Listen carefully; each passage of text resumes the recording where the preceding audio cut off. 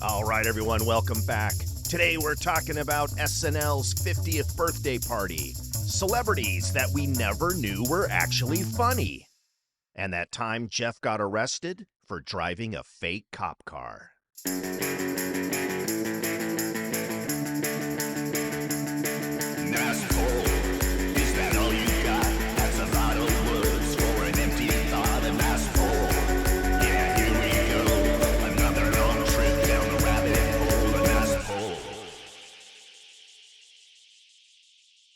So Jeff, right now a lot in the media, I think you've probably seen, even though we're on the record that you stream and you don't have conventional television. Saturday Night Live, we mentioned on this show in passing, our specific references.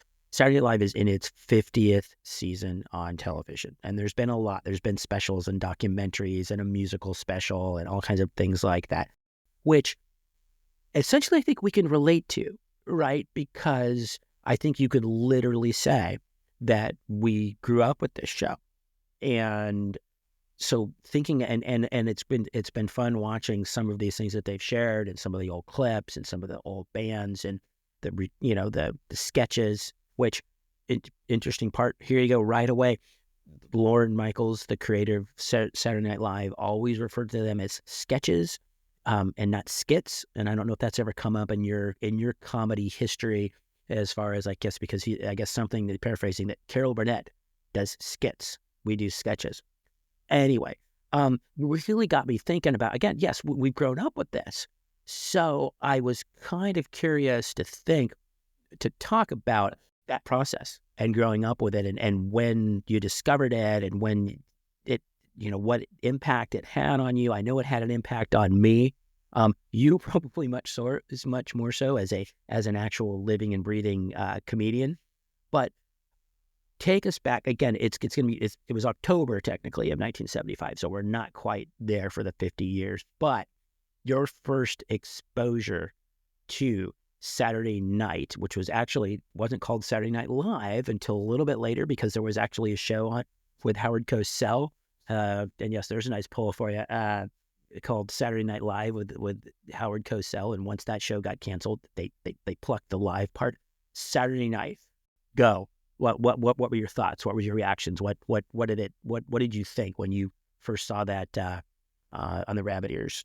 Nothing occurred to me at all. In fact, I didn't understand the context, the premise, or anything about it.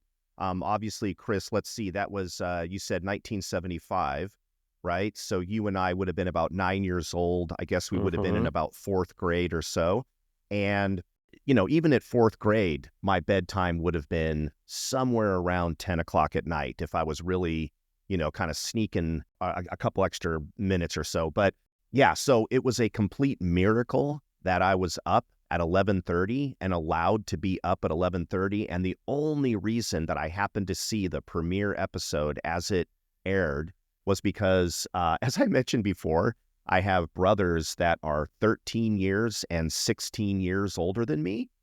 So that means, number one, that I was a happy surprise, Chris. That came a little bit later. Well established. I would like to say a surprise, a happy one. Let's call it that. Right. But only because I had these older brothers and they were all excited about it because they had heard, that, it's going to have awesome comics and it's this new thing and they're doing the show live and there was some hype around it. Was I able to, and I think my parents might have been at a party that night or somewhere, weirdly. Key party? Maybe not. Yeah, definitely not my parents, but anything's possible, I guess, back in the 70s. But so there I was, way past my bedtime. Again, a lot of the jokes went over my head. I didn't quite get it. My brothers were laughing hysterically. They thought it was the greatest thing they had ever seen. And then following that, within the next 2 or 3 weeks, everyone was talking about it, right? Mostly people that were older than us, people that were at the very least in high school, college age, or even in their 30s or something. But it took about 4 or 5 episodes where I finally started to catch on and get it. And I was able to sneak up late at night and go downstairs to watch it. And yes, obviously following that, it had a huge impact. I mean, like immeasurable, right? Because for me, these guys that were performing were hitting my exact personality, my exact take on comedy, just kind of obscure, a little bit odd, off the cuff, and really, really kind of irreverent, right? And then oftentimes just kind of super silly and slapsticky. It all appealed to me, dude. It was the perfect formula. Back then, we didn't have this term exactly, but if it were now, that would be my algorithm, I guess. Uh-huh. I mean, I can't even begin, Chris, to explain all of the ways that Saturday Night Live and those skits and those performers, I guess, affected my personality over the years. Sketches, not skets. Okay, I'm not going to tell Lorne Michaels on you. Well, let's pause for a second there. Have you been able to define the difference between a skit and a sketch? I haven't. I think it's, to be quite honest, it's probably just some pretentious bullshit. I think this probably in Lorne Michaels, or mine, probably just that his were, I think, more, everything that he wrote was, or that they wrote was more creative, more cerebral, right, more innovative. So that's why it's not Tim Conway and Harvey Korman, with their crazy hijinks with Carol Burnett. I don't know. I don't think you're in the grand scheme of things, there's probably no difference. Maybe it's length, or maybe it's tone, or maybe the fact, again, that it's coming from a different place. I'm just saying what Lauren says, and I say Lauren like we hang out together and play pickleball. Anyway, I can relate to a lot of that. I think probably the most similar experience, my older siblings were not, there was not quite as big a gap in our ages. However, there was enough of a gap that I had absolutely nothing in common with them. But they were big enough dorks, let's just say, that they were home on a Saturday night, even though they were teenagers at that time. Your brothers were older enough to the point where, but they should have been out doing something else. But instead, they had their dorky friends over, and it's very similar to you. I can remember kind of hanging back, being up because of hearing the commotion, and maybe in the kitchen and kind of watching what was going on. And maybe even when you're 9, like we were, that it was kind of dangerous and kind of cool, because then to go to school and to talk about it and to say, hey, there's this show called Saturday Night, and most people didn't know what you were talking about, but eventually they did. And I think to just sort of like, it's sort of, with me, it's like, wow, there's something that's a little bit different. There's something that's a little bit more creative. There's something that's a little more out there. And guess what? It's funny. And I think both of us as 9-year-olds appreciated something that made us laugh, or more importantly, appreciated something that we could, modify or appropriate or downright steal that can make other people laugh, right? And so I think that's where I'm coming from. I thought, well, this is kind of cool, and this was different, and this was something that I want more of, right? And then I think as the became, got some publicity, and everybody started talking about it, and there was newspaper articles or magazine articles, and then everybody kind of picked up on it. I think that's where, it became like, all right, now everybody's watching it, and everybody knows what I'm talking about. And then there are these bands. It's like, who are these bands, right? Because the bands that we saw at that point in time, what do we know from a band when we were 9 years old? Maybe you saw them thanks to Dick Clark, or maybe you heard them on AM radio, but it again provided another exposure to, like, who is that band? That was I think that's what they were shooting for, right? And so then you started the exposure to, the cast, whether it was John Belushi or Chevy Chase or Dan Aykroyd. We've talked about Steve Martin on this show. I would almost guarantee that's the first place I ever saw Steve Martin. And this guy in this white suit is pretty damn funny, and I think it helped shape me a little bit, you know what I mean? Because it was just like, hey, this is kind of, look at how it is to be funny and to have fun and to say ridiculous things, or to just have ridiculous sort of things pop up. When you see guys dressed as killer bees or something for no reason, with land sharks, all of that sort of thing, is just like, this is stupid and it's hilarious, right? And I think it's like, that's okay, right? Maybe there were those of us that needed that sort of validation in our lives, that stupid and hilarious is good. No, absolutely, Chris. And it took a long time. It took about a month, I guess, for me to finally catch on. But then, like you and I experienced, right? We start hearing at school, right? Grade school, other kids talking about it, right? And then it became kind of the cool thing, right, Chris? Because if you were watching it and you knew the skits, that meant you were a cool kid that could stay up Mm-hmm. from, what was it, like 11:30 at night until 1 in the morning, for God's sake? I mean, am I wrong? Wasn't it like 90 minutes? That was it. It was 90 minutes. Yeah. By the way, I did not stay up until 1 a.m. I wasn't that cool, but yeah, and then you start to just really love these really unique ideas, right? Like Carol Burnett, for instance, I still don't get what the difference is between a skit and a sketch, but Mm-hmm. I guess I would say that those were traditional little skits.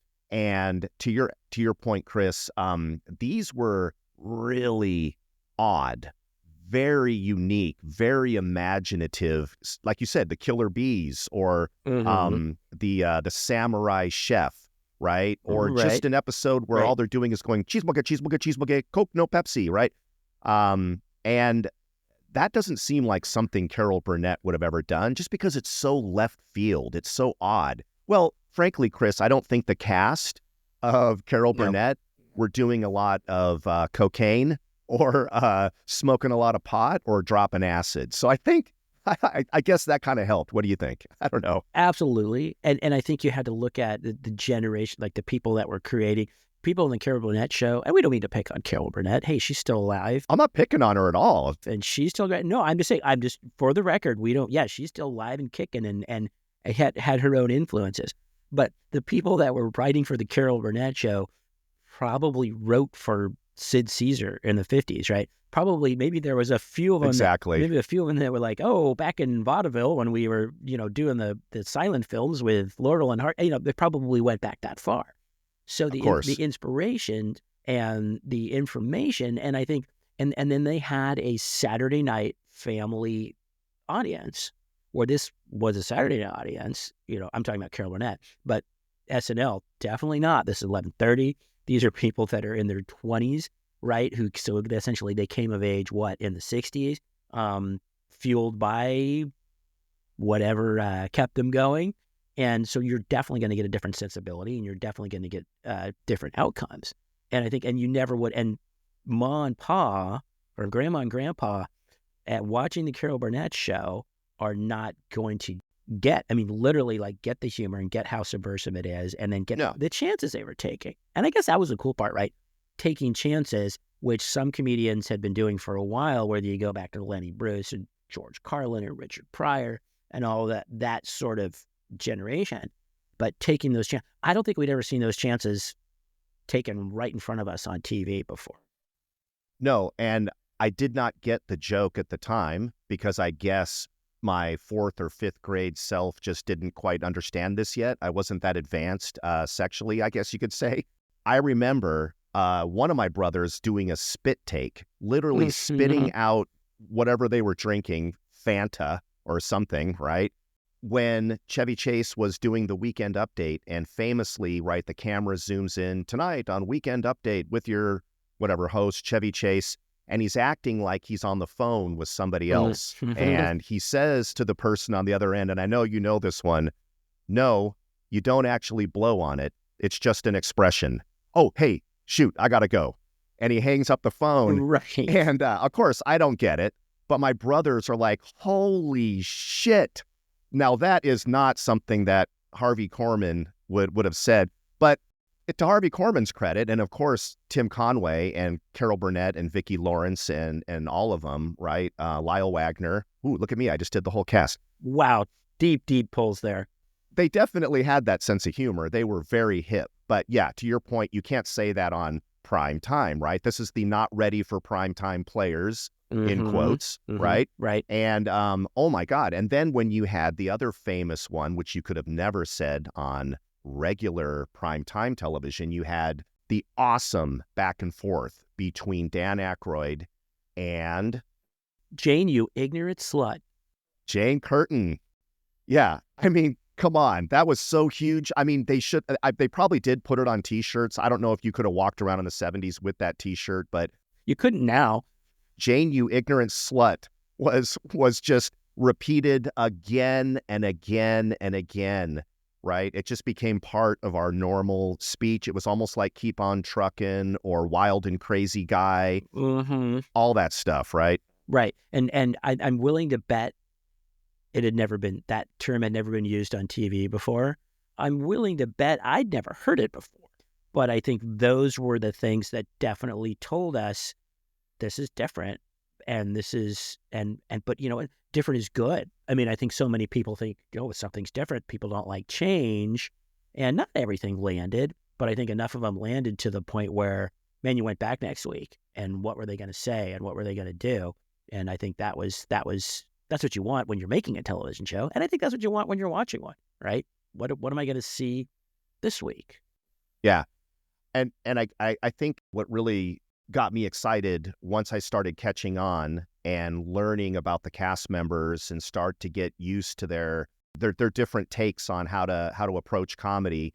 Each one of them had a very defined persona, right? But what I think is so cool about that show, even in the first couple seasons, is the breakout characters of the female cast members, right? Where they were equally funny and effing hilarious, right? And of course, Gilda Radner,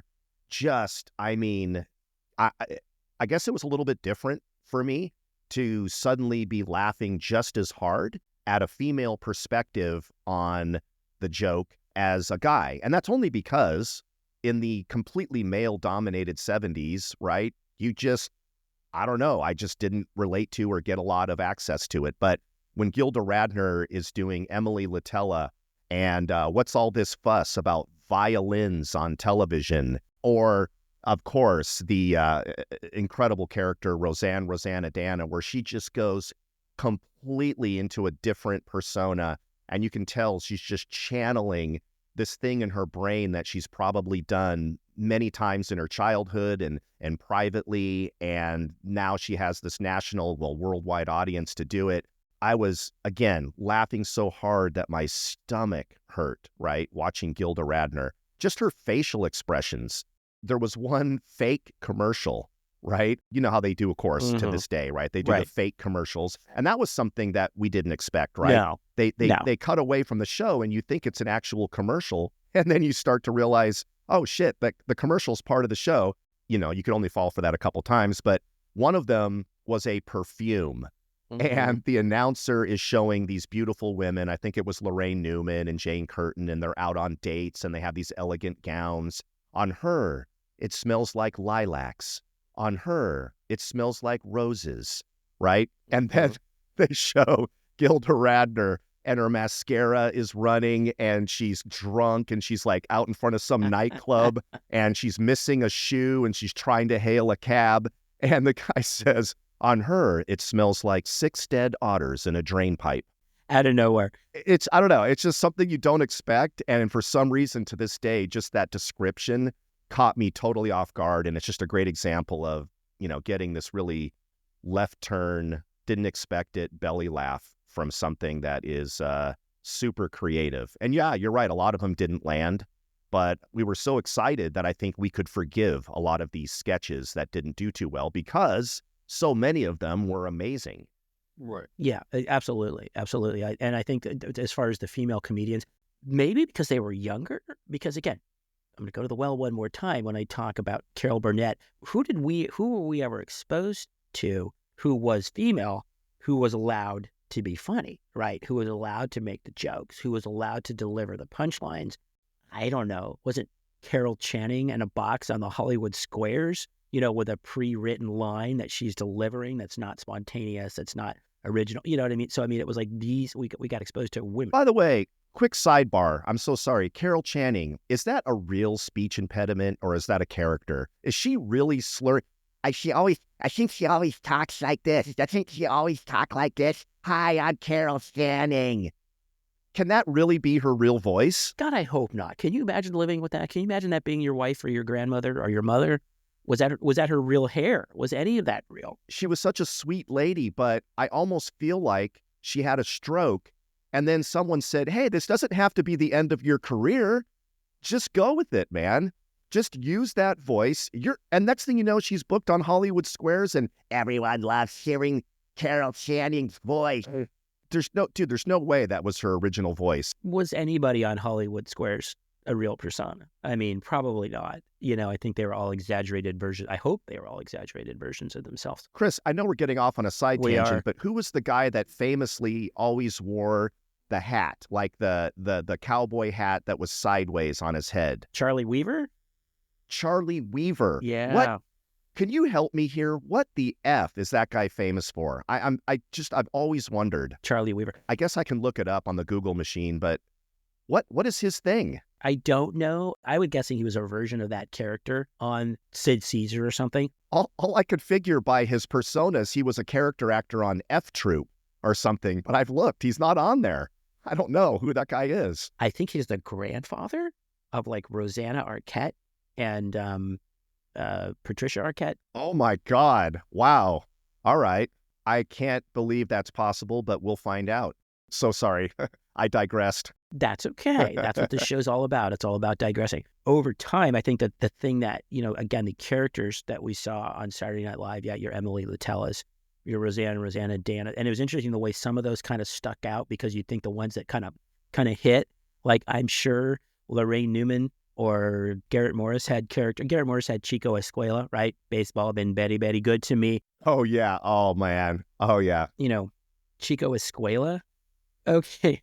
Again, it's like, and kind of on the margins when you think about it. I think the competition for the characters probably that came through, there were the nerds, right? That was like Bill Murray when he came on in the second season. And again, I think it was Gilda Radner, Todd and Lisa Loopner, doing all these ridiculous things, that the recurring ones. I think those were the ones that started to stand out. And so then you almost like, there was like an expectation. And you see it today in the 50th season of it, is it like, oh, I hope they do this sketch with this character, right? You kind of, it's like, yes, we got, and I guess the bees, which I guess famously John Belushi hated the bees. I think, again, getting into the ones, and those ones like the Rosanna Dana and Emily Latella, they appeared on what? They appeared on Weekend Update, right? Which in itself was something that was different and irreverent and new and smart, making fun of the news, right? Because we grew up with Walter Cronkite and that sort of thing in the evening news, and news was dead serious, right? And the news was something that was like, man, this is 30 minutes of war and disaster and crime and whatever was happening in the world, especially in 1975. In 1975, when the Saigon fell and the economy was in the toilet and they're still recovering from Watergate. So the news was like really heavy. And instead, yes, as you already referred to, we got Chevy Chase as he's on the phone before Weekend Update starts. And then it was the news, 7 or 8 minutes of making fun of the news, making fun of famous people, making fun of things that were actually kind of, taboo in a sense. We had never seen that before. Yeah, no. And speaking of Bill Murray, I mean, later on, after he left Saturday Night Live and started making movies and immediately had success with movies and really became, to the world, the actual person, Bill Murray, where now we all get who Bill Murray is, right? It's just this insane. I would say that between Bill Murray and Steve Martin, I think those are my biggest influences during that time. And then later on, my kids were hugely influenced by kind of the smart-ass irreverence of Bill Murray. But my point in all of this is the sketches that he was kind of famous for early on, I didn't get. I didn't really think they were that funny. I couldn't relate to it. So for instance, the Lisa Loubner and Todd. Oh, Todd, and the Noogies and Noogie Patrol and all that stuff. For some reason, it just seemed kind of cringy to me as a kid, and I just didn't get. I didn't get the larger joke. And then another one that he did, where he was the nightclub singer, the lounge singer, right? And he would sing just awesomely cheesy, over the top versions of songs. Star Wars, those crazy Star Wars. Nothing but Star Wars. Didn't make any sense to me at all, didn't get it. And so it wasn't until I became an adult, looking back on those sketches, that not only do I now get it, they're gold. I mean, it's just, they are so funny on so many levels, and I love those sketches. But I guess my point is we were pretty young, like I said, when this first came out. So the early days of Saturday Night Live, they didn't all resonate. I wasn't quite hip enough, I guess. No, I can relate. It's like, and if, especially if you had older siblings that were laughing and you weren't quite sure why they were laughing. And so, yes, definitely looking back on them becomes like, I get it now. I think Bill Murray was unique in the sense that, like, sometimes I don't know if anybody got it except for him. And it was like, this is funny because he had a specific delivery, right? And you probably understand he had a specific tone, and it was just like, and he was almost kind of the same character in the sketch. And it's like, he was the funny one. He was the cool one. He was the one that was kind of indifferent. And if you don't get this joke, that's on you. Right. And so you could almost, I don't know. And you've been in these situations. We always talk about what are they doing in that writer's room, right? I'm sure, I'm guessing Bill Murray wasn't extremely flexible in a writer's room. It was like, no, this is the line, this is the delivery. And that kind of came through. And I think it comes through in most of his character. And I think it's almost a natural segue because as they got into films, you saw these, because you expected this persona of somebody to go and come from Saturday Night Live, and you knew how funny they were, and you knew how irreverent they were, and then does that translate to the screen? Does that translate to a film or a certain character?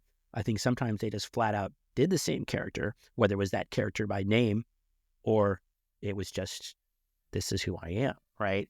Yeah.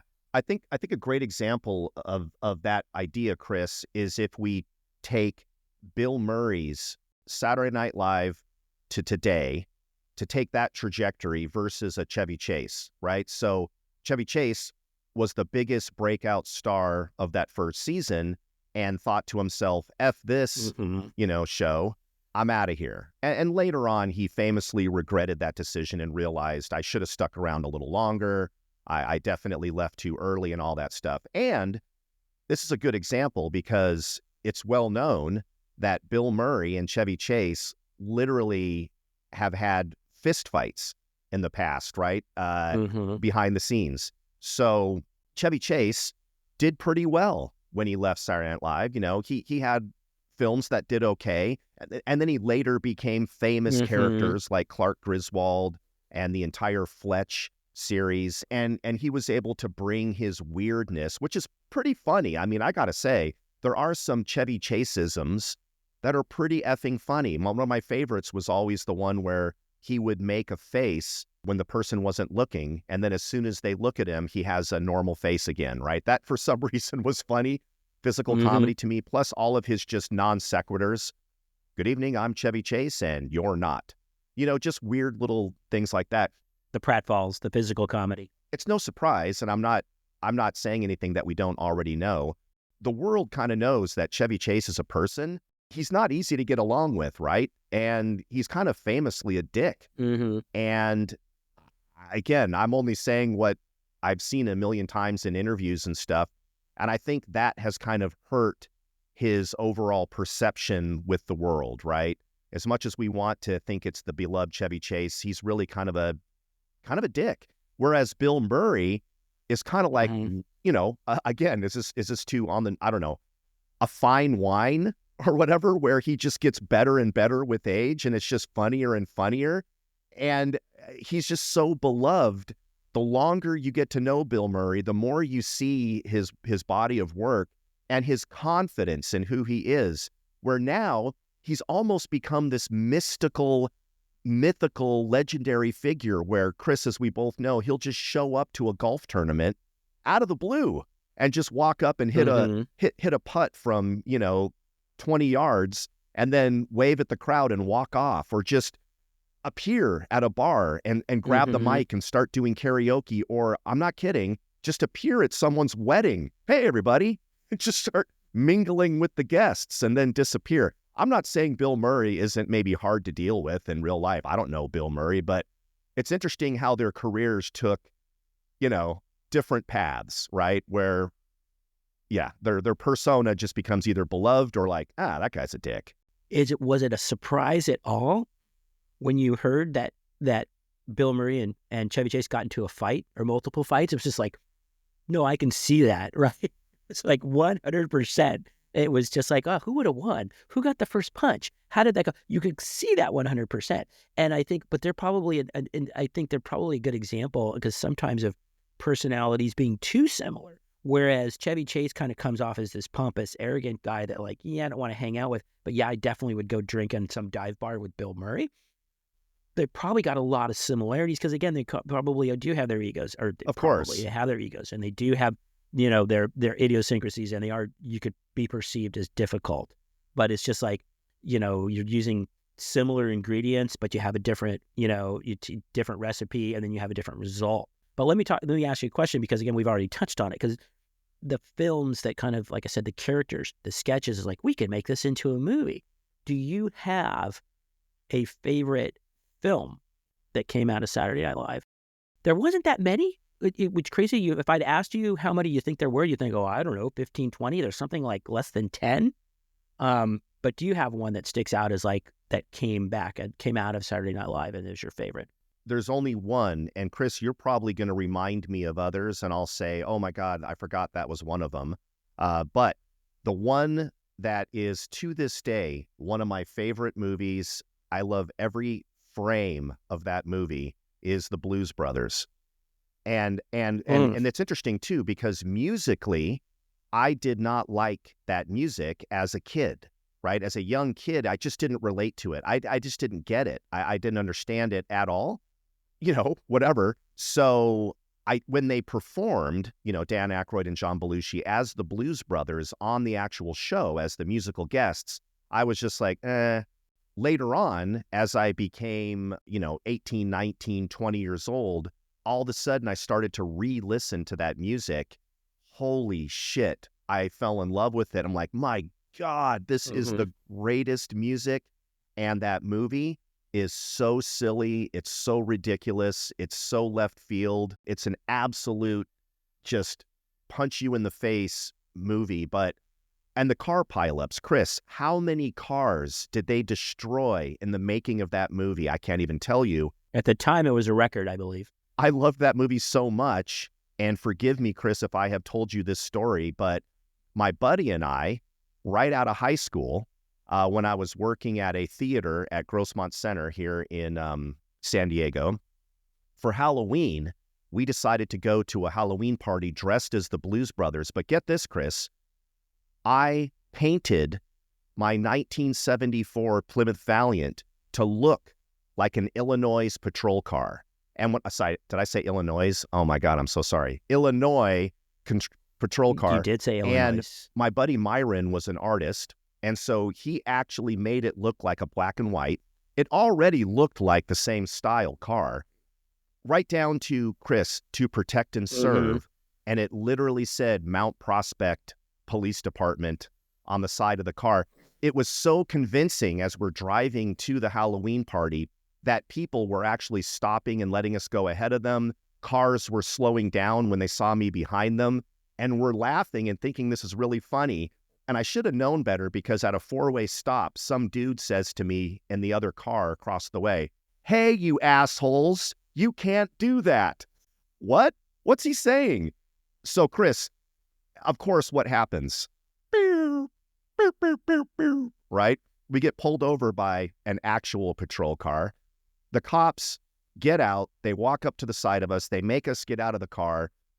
And this is what they do, Chris. They get out, I'm not joking, a Polaroid camera, which I guess, you know, cops would have obviously carried back then, right? Because that way you can take pictures and you get the instant, right? And they have us pose in front of the car and they take multiple photos of it. Then they have us pose with them and take multiple photos of it. And then they say, hey, you got to go home. You have to wipe off the emblem that says, you know, to protect and serve, and you have to wipe that off. But you can have a black and white car. Ha, ha, ha, this is so funny. We actually followed you for a mile and we thought you might be an actual cop car. Good job, guys. Then what happens, Chris? A police ambulance pulls up. And Chris, this woman was not having it. And I don't say this woman like because she's a woman, but I will say she was not having it. And she said, I am very concerned. These guys should be arrested right now and taken in This is highly illegal. And you can see the other two dudes are like, come on, man. So she insists on writing us a ticket. Chris, the ticket was vehicle resembling law enforcement vehicle. That's what we got hit with, all right? So we go to the party anyway, F it, right? We're not going to listen to them. Honestly, we just went to the party and had a great time and performed music that night in a little band as the Blues Brothers. And then I had to go to court, right, to defend myself on this ticket. And I'm in a giant room with dozens of other people that are all waiting their turn to be heard in front of the judge, fighting their tickets. And Chris, they read the ticket in front of everybody. And the judge says, what is this? Vehicle resembling law enforcement vehicle. What? And I'm stand up. And again, you can imagine the crowd in El Cajon, right, on a Tuesday afternoon. For those of you that don't know, El Cajon is basically like, I'm sorry for people that grew up in El Cajon. I apologize, but come on, man, El Cajon. And so you're literally talking about people that are coming in from Lakeside, right? Let me just play some banjo music in the back. I guess that's my point. Okay. All right. The hills have eyes. That's all I'm saying, El Cajon. So I said, hey, my friend and I dressed up like the Blues Brothers for Halloween. We painted the car like a cop car. And she stops me and she goes to the bailiff and whispers something. And the bailiff says, John Belushi and Dan Aykroyd. And then she looks and goes, oh, yeah.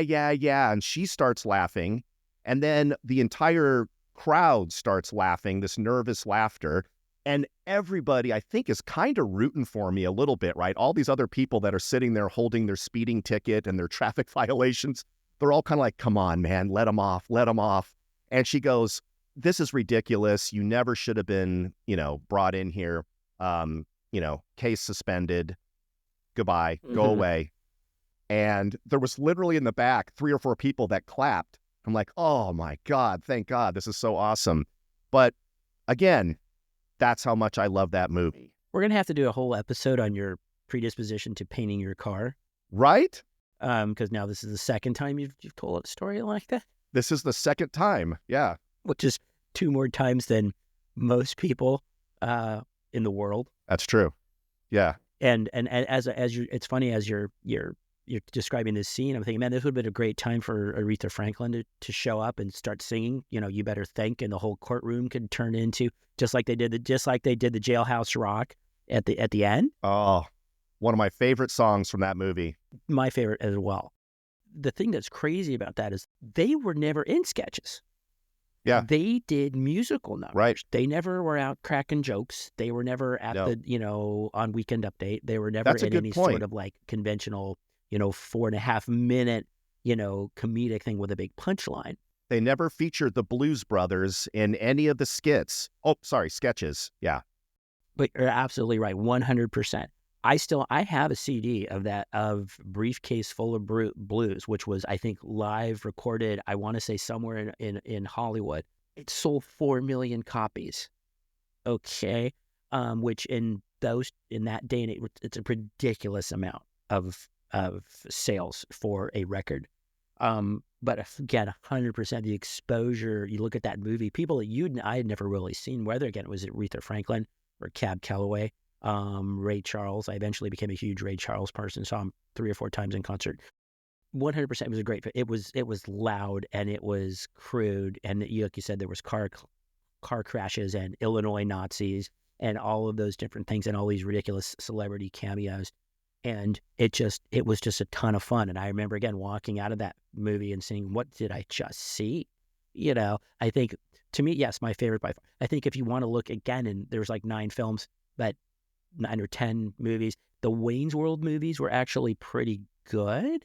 Those were more traditional films, linear sort of storytelling and that sort of thing, as far as if you want to get right down to what was a better film. But absolutely, 100%, I think it's my favorite, and I think now definitely the best that came out. Of course, Wayne's World, and I will say, to the credit of Mike Myers, that was the next round of Saturday Night Live cast members that I remember going, oh shit, I need to watch this show again. I need to start watching Saturday Night Live again, because once you brought in Dana Carvey and Mike Myers, that was pretty gold, right? I mean, they came up with a lot of great ideas, from the church lady that never failed to make me laugh. And Wayne's World was so clever to me at the time that, I mean, I would do anything to not miss the episode. I remember like switching my shift at a hotel when I was doing a job there, just so I could get home on time to watch Wayne's World, or hoping that it was even going to come on, right? Because you had no guarantee that that skit was even going to be on there. And then I love the movies. God dang it, Sketch.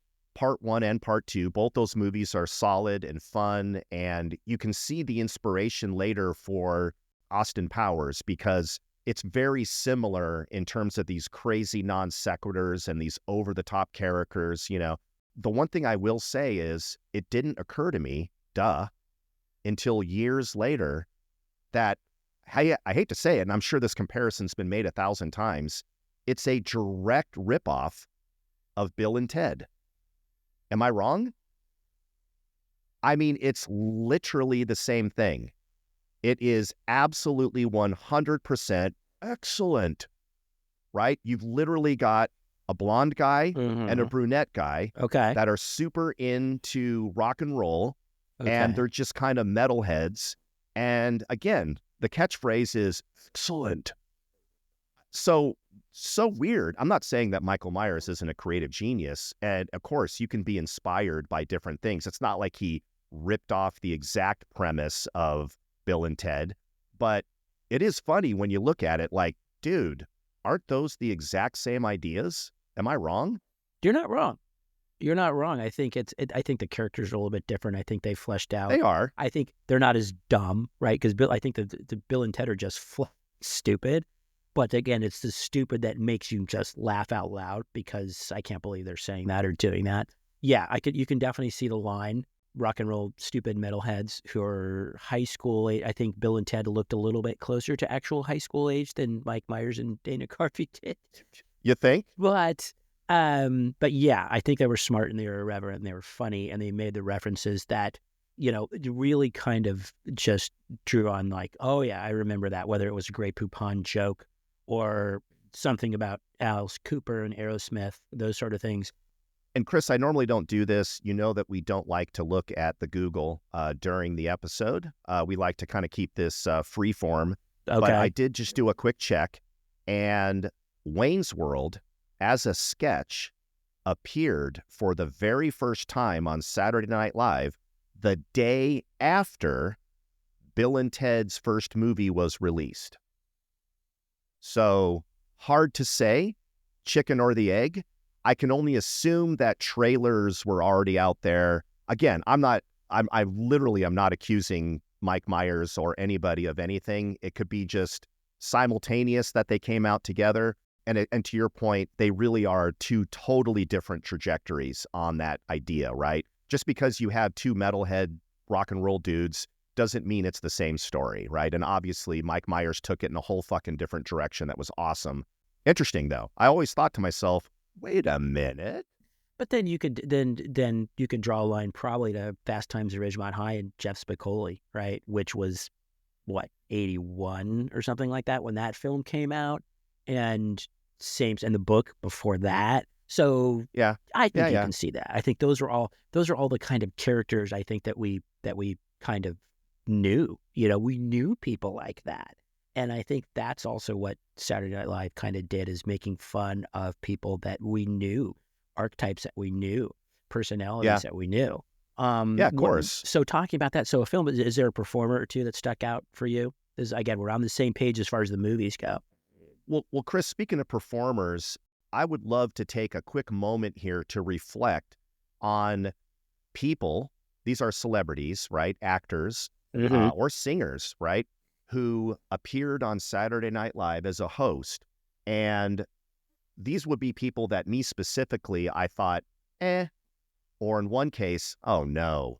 And they not only did amazing on the show, but they became sort of just a mainstay on the show because their comic timing is so impeccable.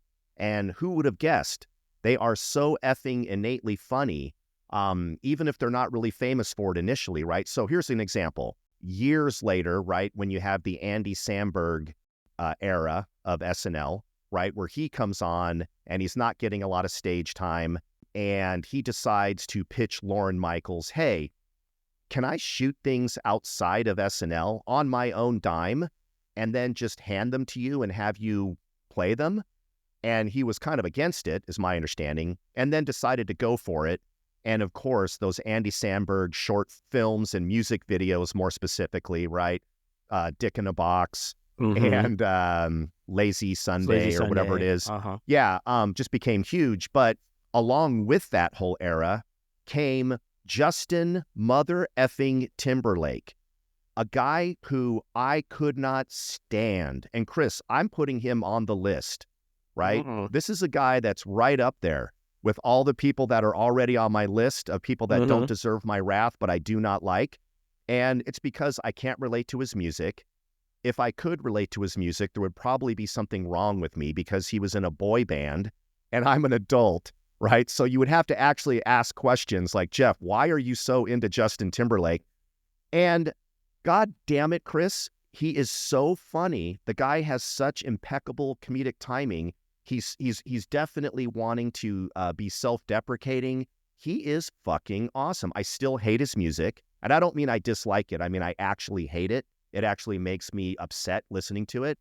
But he's an amazing musician. We all get that. He's got an amazing voice, and he's very successful. It's horrible music, but I get it. But that is one of those things where, God damn you, Justin, I don't want to like you, but you have my respect. This is absolutely not what I thought. Another example, an actor that I do love, but never thought would be incredibly funny, would be Christopher Walken. But let me ask you, Chris, do you have anybody that you thought, no way, and then they surprised you? I don't know if at the no way part. I think it was I think maybe, I think that the ones that kind of stick out in the sense that were somebody like Tom Hanks, who became almost an extension. Everybody likes Tom Hanks. He's eminently likable these days, so going back, and then again, Steve Martin, because again, we talked about that was our initial exposure. That was a guy that was like, he obviously was friends with the cast members and the writers and everything else, and it just showed.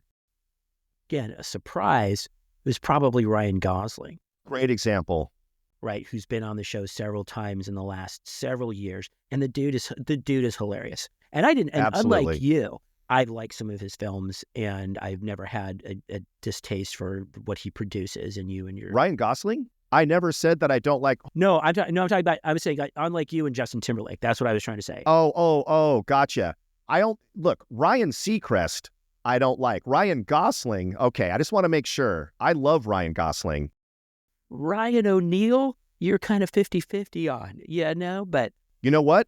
I don't fucking like Ryan O'Neal. He's a complete dick. He's dead. He's dead, okay? Oh, okay. Well, there you go. Now I'm in trouble. I'm sorry, but still, we shouldn't speak ill of the dead, but he was a giant dick. All right. Okay, let me finish my thought here. I do have one, I think. But I think again, but just like I said, I didn't have a disdain like you did for Justin Timberlake and lump him in my Journey and Ryan Seacrest category. But he was just surprising. Like this guy is like into it, and because his films outside of a couple of films, he's not like generally he's a pretty serious actor, good. And then he kind of let his guard down a little bit with some of the more recent films that he's done, but he kills it on that show, and you can tell he's having a great time, and he just brings like an energy and brings that that sort of, again, it's like, wow, now it's like, oh yeah, I want to watch it because he's on, right? Just like that, like, or I don't have to like rush home from my job at the Holiday Inn, but I can just sort of like say, oh yeah, I'm gonna watch that episode because they're always better. Well, Chris, even further on a sidetrack here, let's talk about really good-looking actors that are traditionally leading men, and they do not meet our expectation at all, which is Ryan Gosling. He's such a, world's sexiest guy and just really good looking, but you're always surprised, to your point, that He's actually self-deprecating, super funny, has a great sense of humor. I would also put Brad Pitt in that category. Really good comedic timing, Mm-hmm. super self-deprecating, did a ton of movies that have nothing to do with him being handsome or, the girls liking him. Did all those just insanely awesome movies with Quentin Tarantino. And he's just a legitimately funny guy. And then George Clooney, just when you think, back in his heyday, oh, he's just the leading man. He's just this really good looking dude. No, when he did the movie, Oh Brother, Where Art Thou? You finally got to see, or maybe he had already done this before, but I'm just thinking that film was a big breakout film too, where this guy's actually funny. He actually has comedic timing. He actually wants to do projects where he's not this dreamy looking dude. And Ryan Gosling is just one of those guys, just like Justin Timberlake, right? Where they completely change your entire perception. Another one that popped into my head, Chris, that I did not expect to be super funny was Adam Driver. Now, Adam Driver is not your super hunky, good-looking dude. He's a good-looking guy, I guess, in his own right. I'm not trying to bash him, but he definitely doesn't play those roles. But have you seen some of the skits? Oh, God dang it, Chris, I'm never going to be able to say it. Stop with the skits, man. Have you seen some of the sketches he's been in? There is one where he comes to school for his son and, bring your dad to work day. And the dad, Adam Driver, his job is to be an oil baron. Chris, an oil baron. And you just have to look it up, you guys. Go to YouTube, type it in, Adam Driver, oil baron. It is one of the funniest skits I've seen in the last 15 years. And again, who would have thought that Adam Driver has that kind of commitment and comedic timing? Again, I go back to Christopher Walken, Alec Baldwin, who traditionally did a little more dramatic stuff and this kind of, again, good-looking dude. His comedic timing, insane when you look at Saturday Night Live and then 30 Rock. These are all people that just completely blow your mind with their ability to take a left turn on your preconceived notion about them. 100%. And also from Saturday Night Live, Adam Driver and the Undercover Boss sketch where he plays Kylo Ren. Yes. First of all, the production values, it looks like a Star Wars set. It does. The Undercover Boss show, which at the time was like, and I don't know if you'd ever watched that, but I watched it because it's like, yeah, here's the CEO who's going to put on a wig. I get the premise. Yeah. Right. He's going to put, and I actually, they did it here locally and we knew some of the people involved because they did tailor-made golf. So that was really unusual to see. So to see the deadpan delivery of the seriousness of Kylo Ren being the undercover boss, and then the joke was that everybody actually knew it was Kylo Ren, and it's hysterical because he plays it completely straight. You're absolutely right. I think Adam Driver is another perfect example of somebody that was secretly funny because I don't know if he's ever been in a lot of comedic films. Right? He's in the Star Wars movies, and he's in some film where it's like with dinosaurs. There are clearly people that ended up getting hosting gigs because they're the hot, they've got some, they've been writing a couple of hot films and they actually, or TV shows, and they're in the moment and they're not up for it. Those are some of the painful episodes, and you can see it in the monologue. Like when the monologue is all of a sudden has 2 or 3 people in the, cast members coming in because they need help. Yeah. They don't have that same comic timing. Yeah, no, right. Right. They can't carry a 5 or 6 minute monologue on their own. And I think that's the one thing, if I look at, the one thing that's sort of evolved, they used to use whoever was in the cast to be the president. And the joke was they started doing a little bit initially when they started making fun of like Chevy Chase was Gerald Ford, and they didn't even try. Right. I'm Gerald Ford. Right. And he would fall down a flight of steps because Gerald Ford was like clumsy. Yeah. Right. And then Dan Aykroyd would do like a Nixon thing, a little bit of the mannerisms and everything else. They never really tried to transform somebody physically. I wanted to even say with like when they started doing Trump and Alec Baldwin, he did it once and then he became, right, the guy. Now they have somebody doing it who's really good. Yeah, he's amazing. Yeah. But it was just like, but Alec Baldwin always had to come back to do Trump. And they even did it with the who is Joe Biden? and who was, Maya Rudolph just did Kamala Harris. That's kind of a drag. Like, why can't you have somebody from the cast, right? When they were doing, again, during the election, they were bringing in Jim Gaffigan to do, Governor Walz from this. It's like, you can't tell me there's somebody on the cast that couldn't pull that off. So sometimes I think they lean a little too much on getting these outside people in. And that's one of the things that they never would have you watched the show evolve over 50 years. But yeah, those sometimes when somebody comes in and clicks, it's like a bonus episode. The secretly funny guys. And I think Matt Damon is another one I thought is actually pretty funny. And he always does these serious action roles and things like that. Well, Jeff, I think much like a lot of the topics that we discuss here, we just scratched the surface. Oh, yeah. Considering their entire podcast, that I'm sure you could find a podcast, a Saturday Night Live, that would break down every episode. Oh, they're there. Every performer, every musical guest, say it with me now. Sketch. S-K-E-H. Sketch. Right. Etch a sketch. Think sketch. Okay. So you could break it down. Every musical guest, every controversy. One of the first, I think, utterances of the F word on TV came from one of the down years of Saturday Night Live. But I think, to me, and again, we talked about it as an influence, and we talked about the things that kind of shaped our sense of humor and shaped our sensibilities. I think I can think of it in one term, one way is like, you and I, as old as we are, we didn't see Ed Sullivan on the Beatles, right? We didn't see Woodstock. We were a few years old. These seminal cultural events, or Elvis, or those kind of things that sort of happened, they historically, So to me, this was something, even though we were not the target audience, and even though we were younger, to me, this was like a rock and roll.